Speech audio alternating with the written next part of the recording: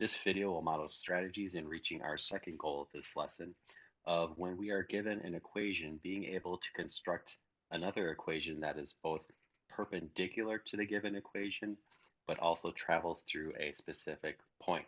So oftentimes the common errors when students approach reaching this goal is thinking that they need more information other than the slope from the given equation. So all we're concerned about when we are trying to construct an equation that is perpendicular to this one and traveling through a certain point is to be able to identify what slope would be perpendicular to the original equation slope. So the notation I'm going to use is I'm going to use m subscript 1 to refer to the slope from the given equation. So that slope, we're given slope-intercept form, that slope is 3. So I'm going to write that as 3 over 1, an equivalent form. Now I'll be looking at first identifying what slope would be perpendicular to that. So I'll call that M2, and I'll say, well, I need to take the opposite and reciprocal. So the reciprocal of 3 over 1 would be 1/3. The original slope is positive, so I need to have opposite signs. So I just identified the slope I will need. That's all I need to retrieve or identify from the given equation. So now we need to be able to travel through these 2 points, x and y. So I already have enough to construct my point slope equation. I have my point, I have my slope. So when I look to do point slope form, the general form, remember, is y minus y1 is equal to the slope value x minus x1, where x1 and y1 are specific values taken from the point. So when I go to construct this point slope form, I need to have an output variable, but then when I look to find out what value I need to put in there, it's a -5. So y minus -5 is the same as y plus 5.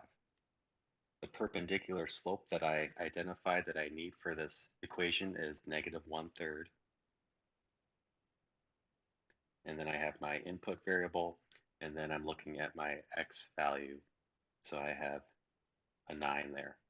So we just constructed an equation that is perpendicular to the original equation, but also it will travel through this given point here. Okay, within this goal, we are also looking to represent this equation we're constructing in slope-intercept form. So I'm just going to model a strategy that was different from the parallel equation. So what we're doing here is we are looking at writing an equation in slope-intercept form that is perpendicular to the given equation and also travels through this point here.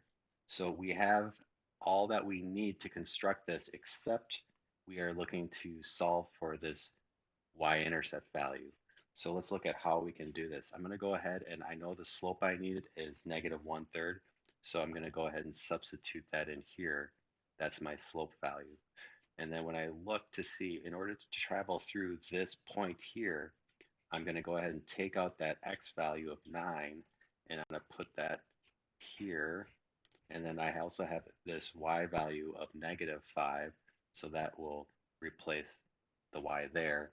And then what we have is just this unknown value here that we can now solve for.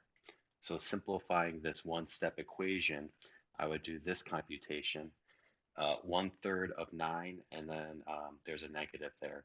So 1/3 of 9 is 3, and then I need the opposite of that, so I'd have a -3. I'm just going to bring everything else down,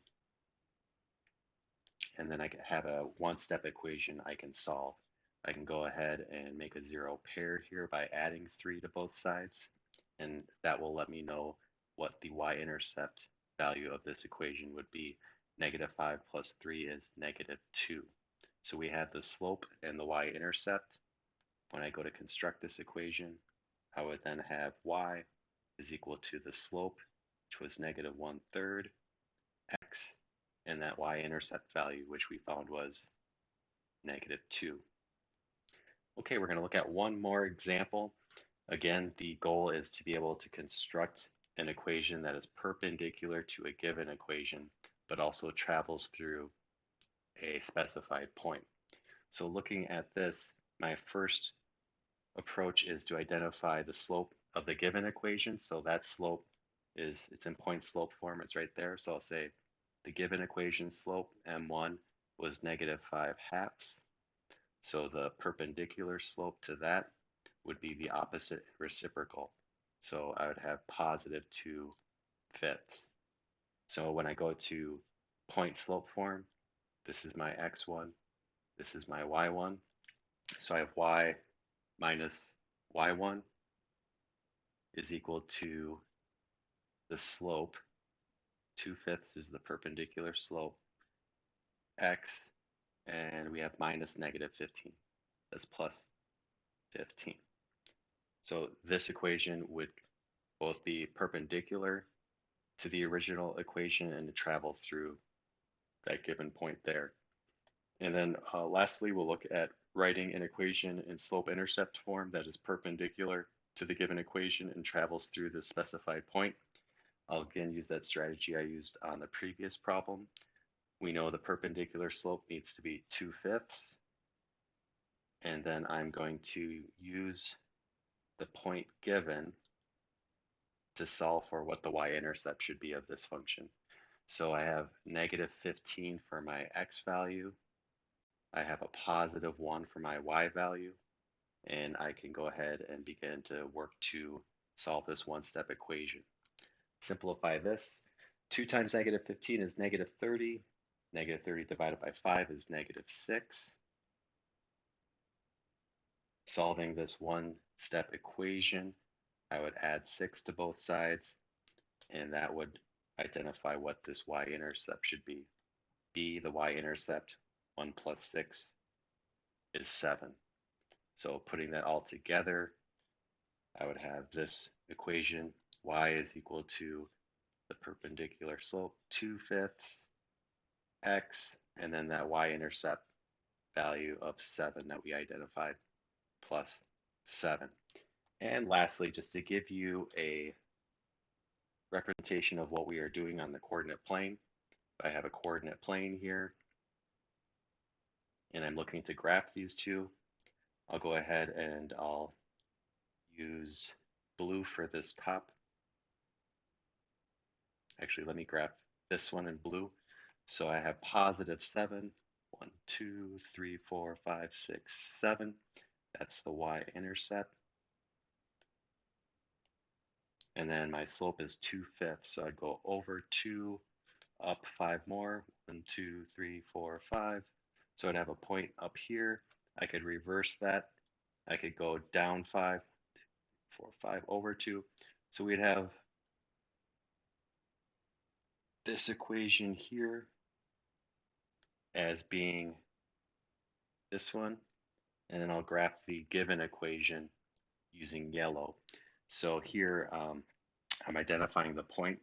-3 is the x coordinate, +1. So it'd be somewhere right around here. And then graphing additional points using that slope value of -5/2. We'd be going down, actually, let me go up and over. So I'd go 1, 2, 3, 4, 5 over 2. So I'd be somewhere up. This is just a rough sketch, but it gives you an idea of these two lines. So when we go ahead and graph this line, the given equation, perpendicular means that the intersection would create 90-degree angles.